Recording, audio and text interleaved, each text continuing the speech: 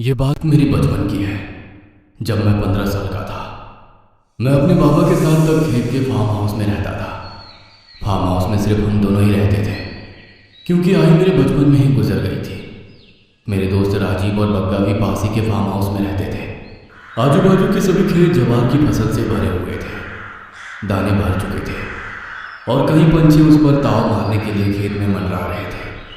यह देख सभी किसानों ने अपने फसल में बिजुका खड़े कर दिए थे।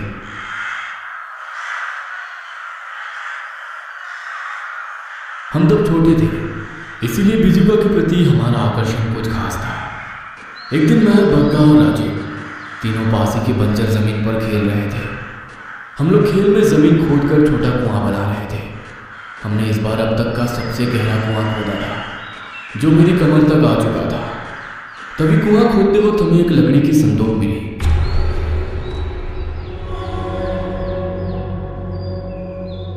उस पर कुछ धागे बंधे हुए थे, जो कि काफी वक्त से जमीन के अंदर होने से कमजोर हो चुके थे। मैंने उसे बस उंगलियों से तोड़ डाला। उस पर एक ताला भी था, जो हमने पत्थर से मार मार कर तोड़ डाला। हमने उत्सुकता में उस संदूक को खोला। उसमें बस किसी आदमी के कपड़े थे, जो कि फटे हुए थे और उस पर खून लगा हुआ था। एक राक्षस वाला डरावना मास्क, जिसके 2 सींग थे और नुकीले लंबे दांत थे। एक लंबा तेज धार वाला चाकू। तभी मेरे दिमाग में एक आइडिया आया, क्यों ना हम एक बिजुका बनाए और उसे ये कपड़े पहनाए और उसे और डरावना बनाने के लिए उसे ये मास्क पहनाए और उसके हाथ में ये चाकू लगाए। राजीव और बग्गा ने इसके लिए हाँ भरी और हम संदूक लेकर हमारे खेत में पहुंचे। जवार के बीच हम सभी ने उस सामान और कुछ घास और लंबी डालियों से एक लंबा बिजुका बनाया। वो ऊंचाई में हमसे लगभग 2 गुना था और जवार की फसल से भी ऊंचा था। जब शाम हुए तो हम सब अपने अपने घर लौट गए। रात के लगभग 9 बज रहे थे। मैं घर के बाहर खटिया पर लेटा आराम कर रहा था। मेरा कुत्ता मोती खटिया के पास ही लेटा हुआ था। तभी फसल से पंछियों के चिल्लाने की आवाज आई, मानो कोई उनका शिकार कर रहा हो। मैंने कुछ सफेद पंछी आसमान में तेजी से उड़ते हुए देखे। यह देख मोती खड़ा हुआ और उस दिशा में देख भौंकने लगा। पंछियों की घबराते हुए आवाजें सुन मैं भी कुछ डर सा लगा था। जा मोती, देख क्या फसल में क्या है, मैंने मोती से कहा और मोती फसल में भौंकते हुए भागा। मैं खटिया पर खड़ा होकर फसल में देख रहा था। हवा की वजह से फसल हवा में झूल रही थी। तभी मैंने मोती की कोई कोई आवाज सुनी, मोती मोती। मैं जोर से मोती को आवाज देने लगा, लेकिन मोती ने मेरी आवाज का जवाब नहीं दिया। मैं जैसे ही आवाज देता, वैसे मोती भौंक कर मुझे जवाब देता था। मैं डर गया और मैंने ये बात बाबा को बताई। कुछ नहीं हुआ है बेटा, रात को सांप दिखाई दे तो पंछी आवाज करते हैं, और रहा सवाल मोती का, तो वो कुत्ता है, इधर उधर घूमना उनका पेशा होता है, आ जाएगा कुछ देर में। बाबा हंसते हुए बोले और फिर मैं उठकर घर के अंदर चला गया। मैं रात भर मोती का इंतजार करता रहा, लेकिन मोती वापस नहीं आया। सुबह होते ही मैं हाथ में डंडा लेकर फसल में मोती को ढूंढने चला गया। मैंने उसे काफी आवाजें लगाई, लेकिन उसका कोई जवाब नहीं मिला। जैसे मैं थोड़ा अंदर गया, मैंने देखा कि मेरे सामने एक बिजुका जमीन पर गिरा पड़ा है। उसके हाथ और पैर कटे हुए थे और मटके का सिर फूटा हुआ था। मुझे समझ नहीं आ रहा था कि ये किसने किया। खैर, मैं आगे बढ़ा और फिर कटे और टूटे हुए बिजुका देखने का सिलसिला शुरू हुआ। खेत के सभी बिजुका कटकर जमीन पर पड़े हुए थे। मुझे समझ नहीं आ रहा था कि आखिर ये किसने किया। तभी मेरे दिमाग में एक ख्याल आया, कहीं मेरे बिजुका के साथ भी तो यही नहीं हुआ होगा। और मैं उस जगह पर गया जहां हमने कल बिजुका बनाया था। लेकिन हैरानी की बात तो ये थी कि वहां पर अब कोई भी बिजुका नहीं था। मैंने आसपास का इलाका छान मारा, लेकिन कुछ भी नहीं मिला।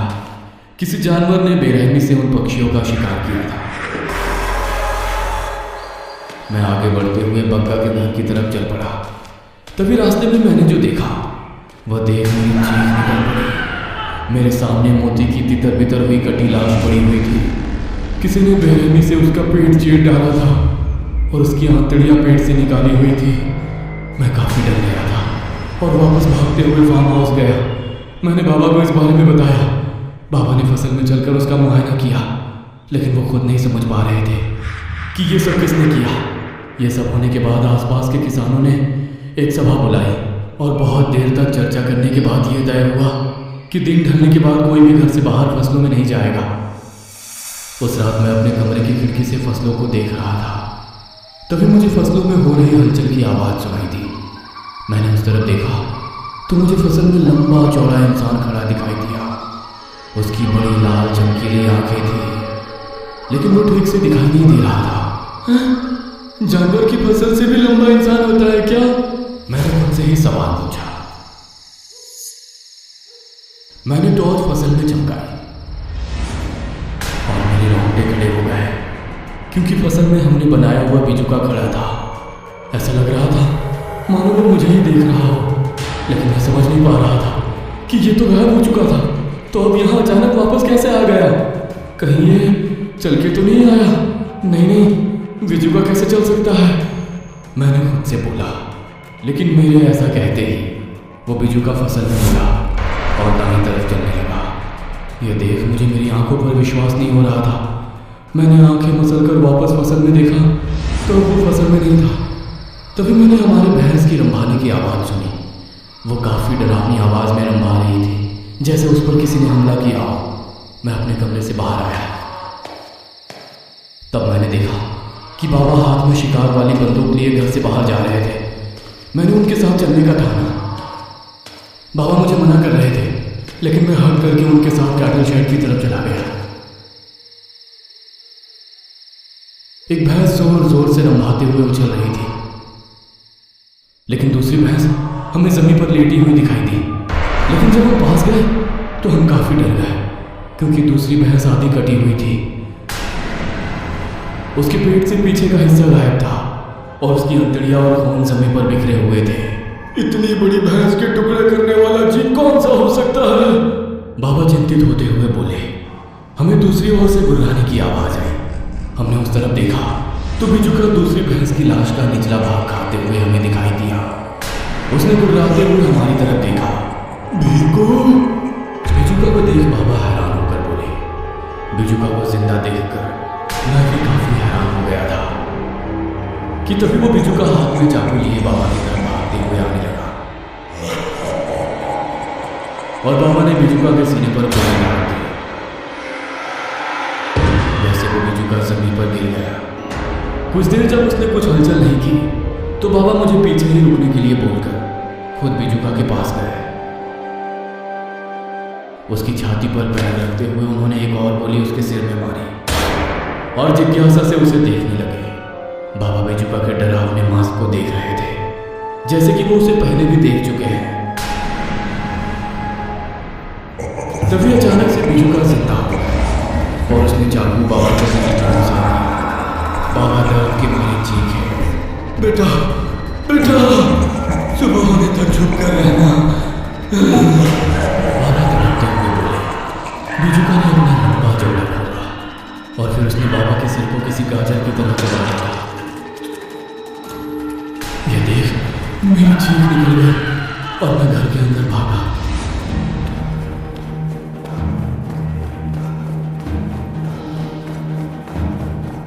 मैंने दरवाजा अंदर से बंद किया। मुझे कुछ भी समझ में नहीं आ रहा था कि मैं क्या करूं। बग्गा का घर मेरे घर से करीब था, इसलिए मैं घर के पीछे दरवाजे से होकर खेतों से बग्गा की तरफ भागा।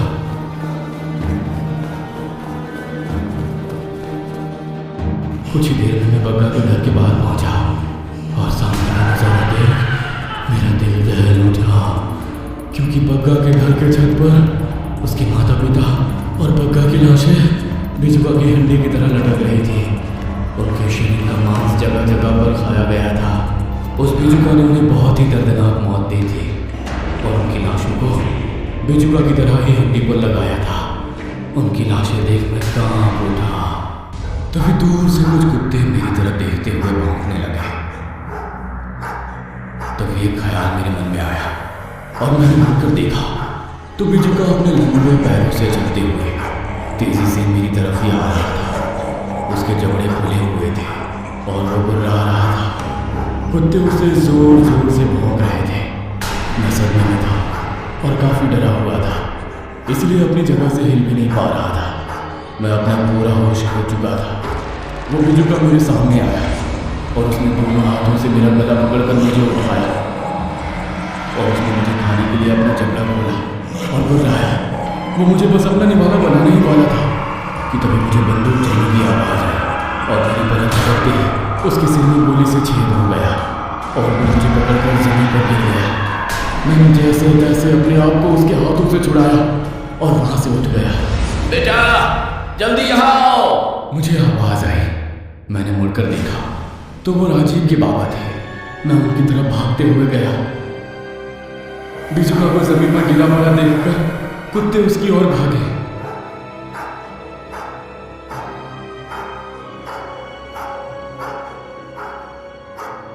और उसे काटने लगे। तभी बिजुका ने एक कुत्ते को पकड़ा और उसे दोनों हाथों से खींचकर उसके 2 टुकड़े कर डाले। ये देख बाकी 2 कुत्ते डर के मारे वहां से भाग गए। बिजुका अपनी जगह पर से उठ गया। तभी राजीव के बाबा ने उस पर और गोलियां चलाई और बिजुका फिर से जमीन पर गिर गया। चलो जल्दी यहां से भागो।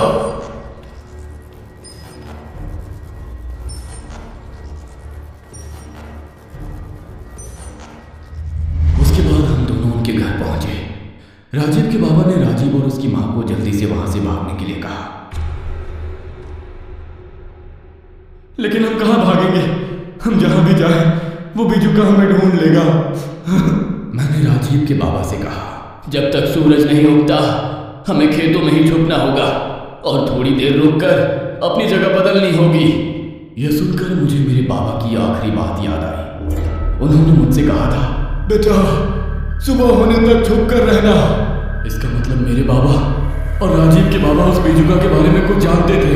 जल्दी चलो। लेकिन हम किससे बचकर भाग रहे हैं? राजीव की मां ने पूछा। राजीव के बाबा बोले, सब कुछ बताऊंगा, लेकिन अभी जल्दी यहां से भागो।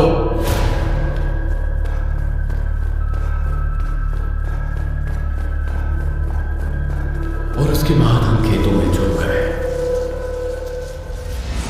मेरे मन में यही सवाल आ रहा था कि मेरे बाबा और राजीव के बाबा उस बिजुका के बारे में क्या जानते हैं।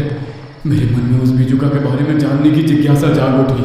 काका, आखिर वो बिजुका कौन है? मैंने राजीव के बाबा से पूछा। यह सुन कुछ देर रुकने के बाद वो बोले, अब मैं जो आपको बताने वाला हूँ उस पर आप जल्दी यकीन नहीं कर पाओगे, लेकिन मैं जानता हूँ कि वह वही है। पंडित ने बताया था कि वो किसी न किसी दिन जरूर लौटेगा।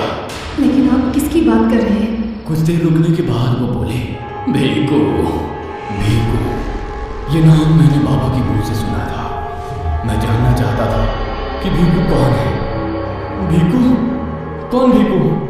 30 साल पहले जब मैं तुम्हारी उम्र का था तब गांव में हत्या का सिलसिला शुरू हो गया था। कोई सनकी इंसान हर अमावस की रात को गांव के लोगों को पूरी तरह से गला काट कर मार रहा था। उनके कटे सिर पर वो हल्दी लगाता और उसके चारों ओर कुमकुम का घेरा बनाकर चला जाता। गांव वालों को समझ आ गया था ये काम किसी सन की आदमी का है जो कोई तंत्र कर रहा है और तंत्र करके वो लोगों की बलि दे रहा है। लेकिन वो कौन है और ये सब क्यों कर रहा है ये कोई नहीं जानता था। डर इस कदर फैल गया था कि लोग आम रात में भी खेत में जाने से डर रहे थे। इसलिए गांव के 4 हट्टे कट्टे नौजवानों ने उस खूनी को पकड़ने की योजना बनाई। उन्होंने ये योजना सभी लोगों से छुपाई क्योंकि वो नहीं चाहते थे कि इस योजना के बारे में उस खूनी को पता चले। जब अमावस की रात आई तब उन्होंने एक नौजवान को घर के बाहर खटिया पर सोने के लिए कहा और बाकी 3 को घर के अंदर से खिड़की से उस पर नजर लगाए छुपे रहे।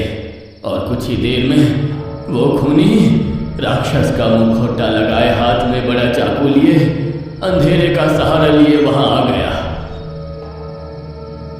उसने चाकू मुंह के पास पकड़कर धीमी आवाज में कुछ मंत्र बोले और फिर खटिए पर लेटे उस नौजवान पर कुछ राख उड़ाई और वो उसकी बलि देने के लिए चाकू नौजवान की गर्दन पर मारने ही वाला था कि तभी घर के अंदर छुपे हुए लोग बाहर आए और उन्होंने उस आदमी को दबोच लिया और फिर उन्होंने उसका मुखौटा निकाला और उसे देख वो हैरान रह गए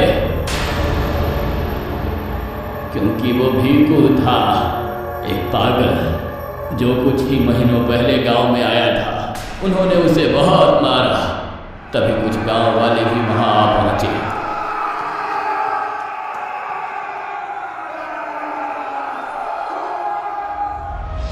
और भीखू की सच्चाई जानने के बाद वो सभी उस पर टूट पड़े।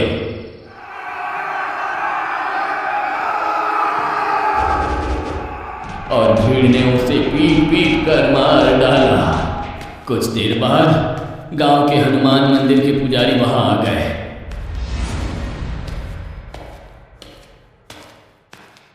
भीखू को देख उन्होंने उसके कपड़े उतरवाए। उसके शरीर पर जगह जगह जले हुए निशान थे। उन निशानों को देख वो समझ गए कि वो शैतान का पुजारी था। शैतान का पुजारी शैतान को खुश करने के लिए अपने आप को कई दिनों तक जलते हुए कोयले से खुद का शरीर जलाता है और ये खून भी वो शायद शैतान को खुश करने के लिए ही कर रहा था। खैर भीखू तो मर चुका था और उसकी लाश पर अंतिम संस्कार करने की बारी थी। लोग कह रहे थे कि उसे गांव के बीचों बीच खंभे से बांधकर जला दो, लेकिन पुजारी ने बताया कि शैतान के पुजारी को आग से जलाना नहीं चाहिए क्योंकि वो जब कोयले से खुद को जलाता है तभी से आग उसे शक्ति देने का काम करती है और अगर उसको जलाया गया तो उसकी आत्मा जिंदा लोगों को बहुत कष्ट देगी। इसीलिए पुजारी जी के कहने पर भीखू की लाश शमशान के पीपल के पेड़ पर लटकाई गई, जहां चील कौवे उसकी लाश को नोचते रहे।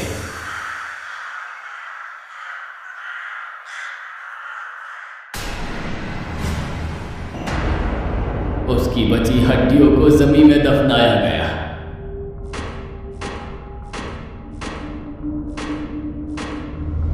पुजारी जी जानते थे कि भीखू की आत्मा अगले अमावस की रात लौटेगी और जब लौटेगी तब बहुत सारी शक्तियां लेकर लौटेगी। इसलिए उन्होंने उसकी आत्मा को उसके ही सामान में मंत्रों से बांध दिया और वो सामान एक संदूक में बंद कर दिया।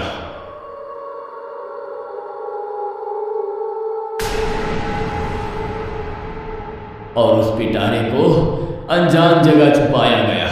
वो पिटारा कहाँ छुपाया गया है वो बस उन्हीं को पता था।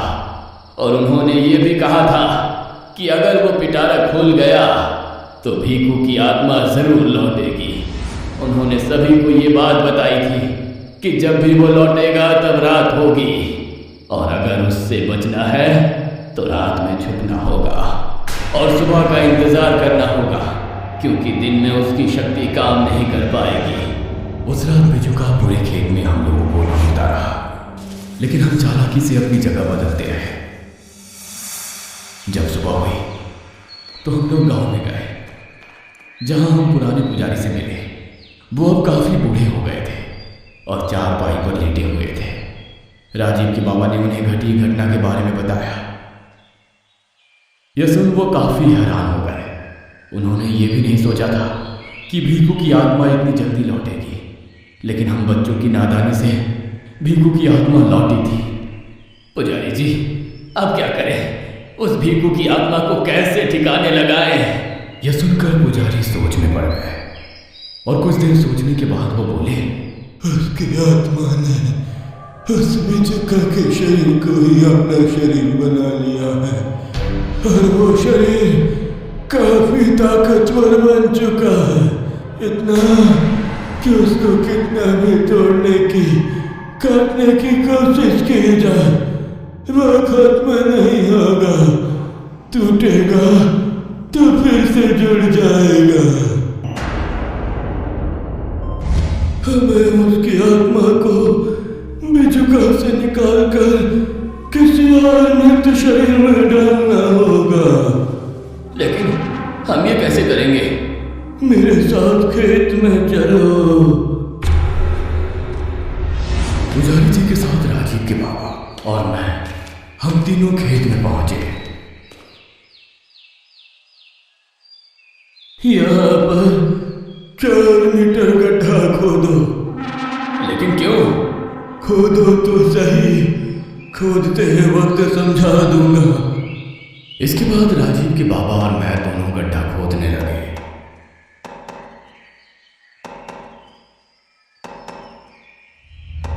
हमें एक मृत शरीर की जरूरत पड़ेगी। हमें उस मृत शरीर को यहाँ लाना होगा। जब दिन ढलेगा, मतलब संध्या काल होगी, जब न तो दिन होता है न रात, उस वक्त उसकी आत्मा की शक्ति काफी कम होगी। दिन में जो जमीन खोद कर उसमें आराम कर रहा होगा, तुम्हें संध्या काल को यही खेत में अपने खून की एक बूंद जमीन पर गिरानी होगी। इंसानी खून की बूंद सूंघ कर वो जमीन से बाहर निकलने के लिए मजबूर हो जाएगा और तुम्हारे पास आएगा। तुम अभिमंत्रित गोल के अंदर खड़े हुए होगे। जैसे ही वो घेरे में आएगा, तुम तुरंत उसमें से बाहर आ जाना और वहां से भाग जाना। अभिमंत्रित होने के कारण बिजुका घेरे से बाहर नहीं आ पाएगा। तभी मैं मंत्रों से उस मृत शरीर को जिंदा इंसान की तरह चलाऊंगा। लेकिन मृत शरीर को जिंदा शरीर की तरह कैसे चलाया जा सकता है? राजीव के बाबा ने बीच में टोकते हुए कहा। यह बहुत ही प्राचीन विद्या है। हर कोई पुजारी या तांत्रिक इसमें पारंगत नहीं हो सकता। लेकिन हमारी किस्मत अच्छी है कि मैं इस विद्या के बारे में जानता हूँ।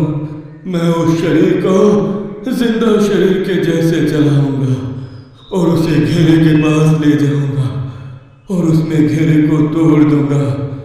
तभी वो बिजुका घेरे से बाहर आएगा और मृत शरीर पर हमला कर देगा।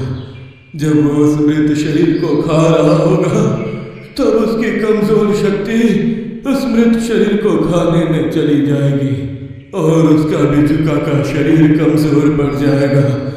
और तभी तुम कुल्हाड़ी से उस बिजुका के 2 टुकड़े कर देना। उसके बाद टूटे हुए शरीर में वह फिर से प्रवेश नहीं कर पाएगा। इसलिए वो उसी मृत शरीर में प्रवेश करेगा।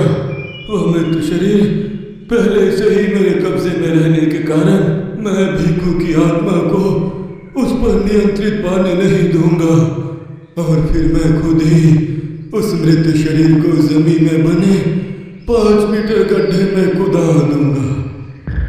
इसके बाद हमें उस मृत शरीर को जमीन में गाड़ देने होंगे। साथ ही में वो कटा बिजुका भी हमें उसी गड्ढे में दफनाना होगा। तब जाके हम उससे छुटकारा पा सकते हैं। अगर ये एकलौता रास्ता है तो मैं ये करने के लिए तैयार हूँ। और एक बात, भिखू लौट आया है, इस बारे में किसी को पता न चले, यही अच्छा होगा। और रही बात बग्गा के परिवार और तुम्हारे पिता के अंतिम संस्कार का, तो वो हम भिखू को दफन करने के बाद ही करेंगे। पुजारी जी ने जो मुझसे कहा, मैं सर हिलाते हुए हाँ कहा। शाम तक मैं और पुजारी जी खेत में ही बैठे रहे। राजीव के बाबा ना जाने कहां से एक आदमी की लाश ले आए। संध्या काल हो गई थी। पुजारी जी ने उस लाश को देखा और उसके बाजू में बैठकर कुछ मंत्र बोलने लगे। उन्होंने मंत्रों से एक गोल घेरा बिल्कुल गड्ढे के बगल में बना दिया और उसमें राजीव के बाबा को खड़ा होने के लिए कहा और हमारा प्लान शुरू हो गया। मैं पुजारी जी के बगल में ही खड़ा था और पुजारी जी कुर्सी पर बैठे थे। राजीव के बाबा ने छुरी से अपनी उंगली काटी और उसमें से खून की बूंदें जमीन पर गिरी। उसके बस कुछ ही देर में हमसे कुछ ही दूरी पर जमीन का कुछ हिस्सा हिलने लगा। हम लोग उस तरफ देखने लगे और तभी जमीन के अंदर से वो खुली में झुका बाहर निकला। उसके ठीक दाहिनी तरफ राजीव के बाबा खड़े थे। उन्हें देख बिजुका उनकी तरफ भागा और जैसे ही वो घेरे में आया, राजीव के बाबा घेरे से बाहर हो गए। तभी पुजारी जी ने अपनी आंखें बंद कर ली और मैंने देखा कि उनके बगल में लेटी लाश उठकर खड़ी हो गई। बिजुका घेरे से बाहर निकलने की कोशिश कर रहा था, लेकिन वो बाहर नहीं निकल पा रहा था, इसलिए वो गुस्से से बौखला गया था। वो लाश चलकर मेरे घेरे के पास आई और उसने पैरों से घेरे का कुछ भाग मिटाया और उसे मिट गई। बिजुका ने लाश को पकड़ लिया और उसे दोनों हाथों से उठाकर उसका पूरा सर अपने मुंह में डाल दिया। वो लाश इंसान की तरह तड़पने लगी। कुर्सी पर बैठे पुजारी जी तड़पने लगे। उनके मुंह से झाग निकलने लगा।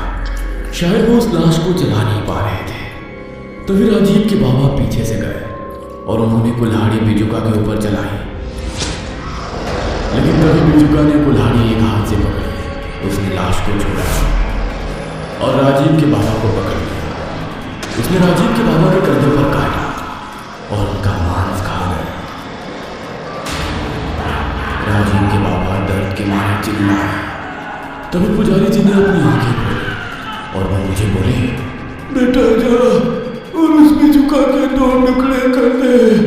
यह सुन मैं कुल्हाड़ी लेकर बिजुका के पास पहुंचा और पीछे से मैंने उसके शरीर पर वार किया। उसका कमर के नीचे का भाग कट गया। तभी मैंने देखा कि उसके मुंह से काला धुआं निकला और राजीव के बाबा के नाक, कान और मुंह से उसके अंदर चला गया। बेटा, बिजुका चाचा के शरीर पर कब्जा कर चुका है। तुम उसे धक्का दो ताकि वो गड्ढे में गिर सके। यह सुन मैंने राजीव के बाबा को गड्ढे में धकेल दिया। राजीव के बाबा की लाश गड्ढे में गिर गई और वो गड्ढे से बाहर आने की कोशिश कर रही थी, लेकिन अभिमंत्रित होने के कारण वो कुछ देर में ही गड्ढे में लेट गई। पुजारी जी, अब क्या करें? मैंने पुजारी जी से पूछा। तब पुजारी जी हंसे और बोले, अब आगे जो करना है वो बस मुझे करना है। और ऐसा बोलकर उन्होंने कोई भभूत मेरे सिर पर फूंकी और मैं बेहोश होकर जमीन पर गिर गया।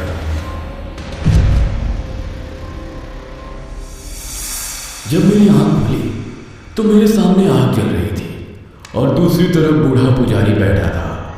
उसने काले कपड़े पहने थे और मेरे हाथ पैर बंधे हुए थे। मैं घुटनों के बल बैठ गया। उठ गया। मैंने उसके पीछे राजीव के बाबा की लाश पड़ी हुई देखी। ये आप क्या कर रहे हो? और राजीव के बाबा की लाश गड्ढे से ऊपर कैसे आई? मुझे पता है कि तुम्हें यकीन नहीं होगा। मुझे माफ कर दो बच्चे, लेकिन मैं मर रहा हूँ। मैं मरना नहीं चाहता। ये बुढ़ापा मुझे और नहीं चाहिए।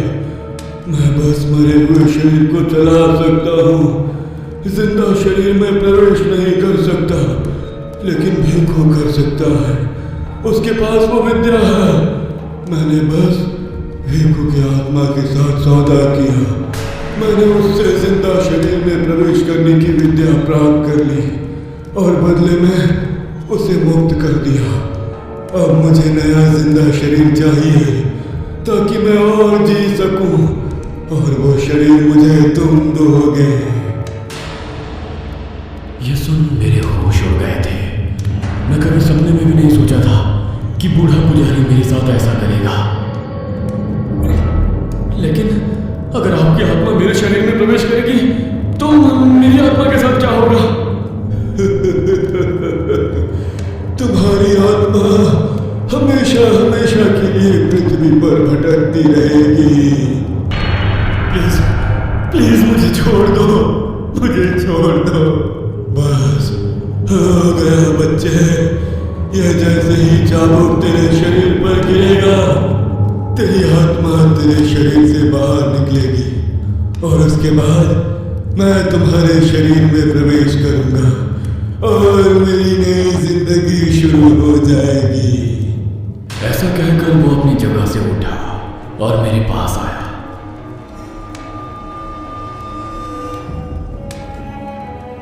और अपनी आंखें बंद कर चाबुक को हाथ में लिए कुछ मंत्र बोलने लगा। मैं उसके सामने गिड़गिड़ाता रहा, लेकिन वो मेरी एक नहीं सुन रहा था। तभी उसने आंखें खोली और उसने मुझे मारने के लिए चाबुक उठाया। अब मैं दोबारा बचपन से अपनी जिंदगी शुरू करूंगा। उसने कहा कि तभी उसका सिर उसके शरीर से अलग हो गया और उसका शरीर जमीन पर गिर गया। चुप हो जा, कब से तेरी बकबक सुन रहा हूँ। बूढ़े के पीछे खड़े राजीव के बाबा बोले। उन्हें देख मैं हैरान हो गया। शायद बीजुका ने उनके शरीर पर उनके जिंदा शरीर में प्रवेश किया था, लेकिन मैं उन्हें मरा हुआ समझ बैठा था, बिल्कुल उस पुजारी के जैसा। राजीव के बाबा ने मेरे हाथ पांव खोले। उस दिन मेरी जान जैसे तैसे बच गई। उसके बाद हम दोनों ने घटी सभी घटनाएं गांव वालों को बताई और मेरे बाबा, बग्गा और उसके परिवार वालों का अंतिम संस्कार किया।